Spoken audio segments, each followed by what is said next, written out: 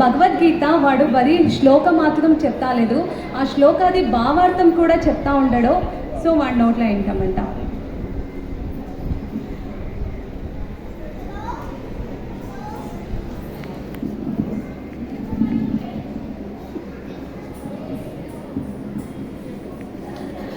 వసుదేవసుతం దేవం కంసచాణూరమర్దనం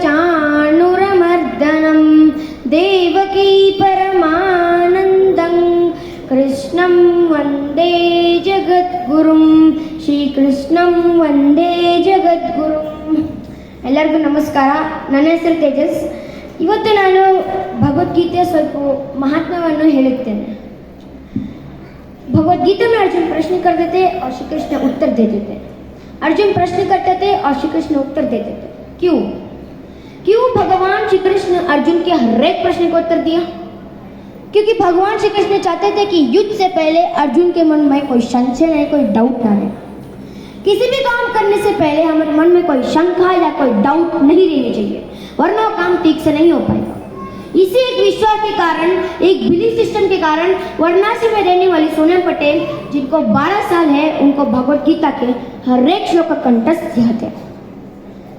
न केवल श्लोक कंठस्थ याद है, बल्कि उनको ये भी याद है कि कौन से श्लोक कौन से अध्याय से हैं. भगवत गीता के ज्ञान के कारण तो ब्रिटिश वैज्ञानिक जॉलिनिक ने कहा है कि भगवत गीता में लिखे किसी भी श्लोक को झूठा साबित नहीं कर पा सकते, क्योंकि भगवत गीता ही सत्य है और सत्य ही सनातन है.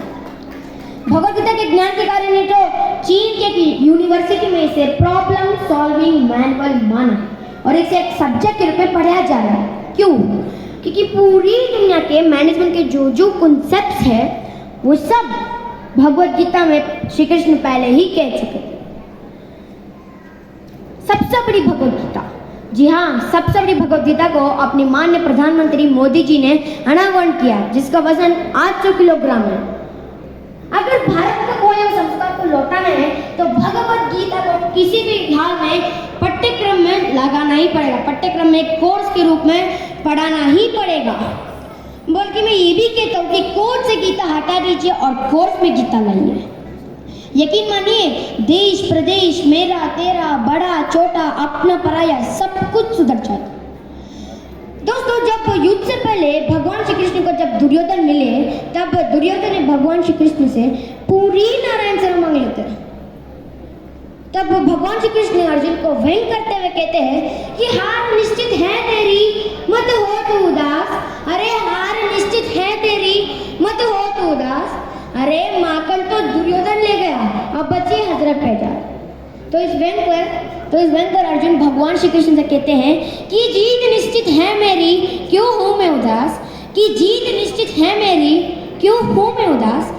अरे माखन का मैं क्या करूँ जब माखन चोर है मेरे पास. दोस्तों, इसी कारण भगवान श्री कृष्ण अर्जुन को पूरी भगवत गीता सुनाकर ये कहते हैं कि मामिकम शरणम व्रजा, तुझे कुछ नहीं होगा, तू मेरे शरण में आ जा. जो तू कर्म करता जा रहा है वो मुझे अर्पित कर दे और तेरे संसार एक पूर्ण ज्ञान प्राप्त हो जाएगा. दोस्तों, भगवत गीता में जब अर्जुन भगवान श्री कृष्ण से पूछते हैं कि हे वासुदेव, आप वास्तव में कौन हैं, आपका परिपूर्ण परिचय दीजिए, तब भगवान श्री कृष्ण सप्तमोदश जो सातवें चैप्टर है उसके 7वें श्लोक में कहा है कि मत्त परत्रम नान्य किंचिदस्ति धनंजया मयि सर्वमिदं प्रोतं सूत्रे मेरणे. Brahma says Krishna is God, but Shiva says Krishna is God, Indra says Krishna is God, Agni says Krishna is God, and Varuna says Krishna is God, Krishna says yes I am God. Krishna Arjun को बोलते हैं कि there is nothing higher than myself. वो Arjun, everything resting me as a bead strung on a thread. मुझसे ज्यादा ऊपर कोई भी नहीं है, सब लोग मेरे अंदर ही समाया है. Shri Krishna says in द्वितीयोध्याय, which is Sankhya yoga, verse number 48, यद्यजातरिति श्रेष्ठ तत्तदेवेतरो जनः नयत् प्रमाणं कुरुते लोकस्तदनुवर्तते. जिस मार्ग पर एक उत्तम चलता है, सारा संसार उसी मार्ग पर चलता है. जब अर्जुन पूछते कि ये उत्तम और श्रेष्ठ का क्या अर्थ है, तब पर श्री कृष्ण बोलते हैं श्रेष्ठता का अर्थ है कि दूसरों से अधिक ज्ञान प्राप्त करना। अर्थात मूल्य ये नहीं है कि कौन ज्यादा ज्ञान प्राप्त करेगा, मूल्य इस बात की है कि प्राप्त ज्ञान अन्य लोगों से कितना अधिक है। श्रेष्ठता का इच्छा ज्ञान प्रति को भी एक स्पर्धा बनी देती है और स्पर्धा में चैंपियन कब होती है? कुछ समय के लिए तो श्रेष्ठ बना जा सकता है किंतु सदा के लिए कोई श्रेष्ठ नहीं रह पाता है। फिर वही दुख, असंतोष, पीड़ा, संघर्ष चल मिलते हैं। किंतु यदि हम श्रेष्ठ बनने के बदले में उत्तम बनने का साथ करें तो क्या होगा? उत्तम का अर्थ है कि जितना ज्ञान करने का योग्य है वो सब प्राप्त करना। किसी से अधिक पाने की इच्छा से नहीं, मात्र अपने आत्मा की तृप्ति को पाने। उत्तम के मार्ग पर कोई ऐसी स्पर्धा नहीं होती, केवल अपने आप से स्पर्धा होती है। अर्थात जो उत्तम बनने का प्रयत्न करते हैं उनको सारा ज्ञान प्राप्त हो जाता है और बिना प्रयत्न के वो श्रेष्ठ ही बन जाता है। किंतु जो श्रेष्ठ बनने का प्रयत्न करते हैं वो श्रेष्ठ बने या ना बने, उत्तम कभी बन पाते। श्री कृष्ण से इन द्वादशोध्याय which is Bhakti Yoga verse number 6 एतु सर्वाणि कर्माणि मयि सन्न्यस्य मत्पराः अनन्येनैव योगेन मां ध्यायन्त उपासते। जो जो तू कर्म करता जा रहा है वो मुझे अर्पित कर दे और तो संसारिक पूर्ण ज्ञान प्राप्त हो। श्री कृष्ण ने साफ साफ कहा है कि बस कर्म तुम्हारा कल होगा और कर्म का सच्चाई है तो कर्म कहाँ निष्फल होगा, हर एक संकट का हल होगा, वो आज नहीं कल होगा। लोहा जितना तपता है उतनी ही ताकत बढ़ती है, सोने को जितनी आग लगे वो उतना प्रखर निकलता है, हीरे पे जितनी ढाल लगे वो उतना खूब चमकता है, मिट्टी का बर्तन पकता है तब दिल पर खूब खड़ता है। सूरज जैसा बढ़ना है तो सूरज जितना जलना होगा, नदियों का आदर पाना है तो पर्वत से निकलना होगा और हम आदम के बेटे हैं क्यों सोचे राज सरल होगा। कुछ ज्यादा वक्त लगेगा पर संघर्ष जरूर सफल होगा, हर एक संकट का हल होगा, वो आज नहीं होगा। श्री कृष्ण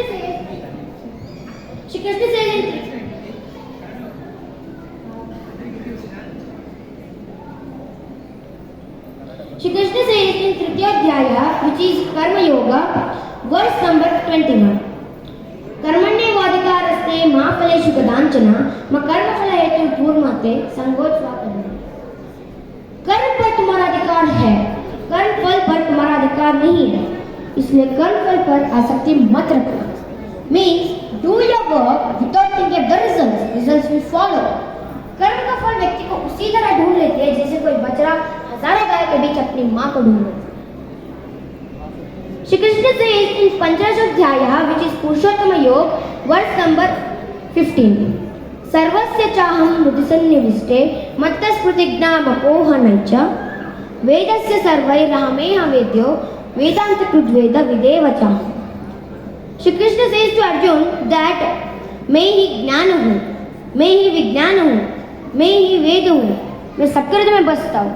तब आगे जाके श्री कृष्ण बोलते हैं कि कृष्ण उठत कृष्ण चलत कृष्ण मन विभोर है, कि कृष्ण बुद्धि कृष्ण चित्त कृष्ण मन विभोर है, कि कृष्ण रात्रि कृष्ण दिवस कृष्ण स्वप्न शयन है, कि कृष्ण काल कृष्ण कला कृष्ण मास अयन है, कृष्ण शब्द कृष्ण अर्थ कृष्ण ही परमार्थ है, कि कृष्ण कर्म कृष्ण भाग्य कृष्ण ही पुरुषार्थ है, कि कृष्ण स्नेह कृष्ण राग कृष्ण ही अनुराग है, कृष्ण कली कृष्ण कुसुम कृष्ण ही पराग है, कि कृष्ण भोग कृष्ण त्याग कृष्ण तत्व ज्ञान है, कि कृष्ण भक्ति कृष्ण प्रेम कृष्ण ही विज्ञान है, कि कृष्ण स्वर्ग कृष्ण मोक्ष कृष्ण परम साध्य है, कि कृष्ण जीव कृष्ण ब्रह्म कृष्ण ही आराध्य है।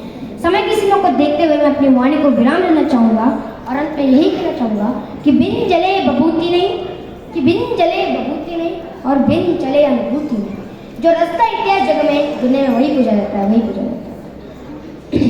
योगेशं सच्चिदानंदं वासुदेवं व्रजप्रियं धर्म संस्थापका वीरं कृष्णं वंदे जगद्गुरुं, श्री कृष्णं वंदे जगद्गुरुं। I thank everybody who has given me opportunity to stay on this stage about my thoughts. I have shared my thoughts to you people about the importance of Bhagavad Gita.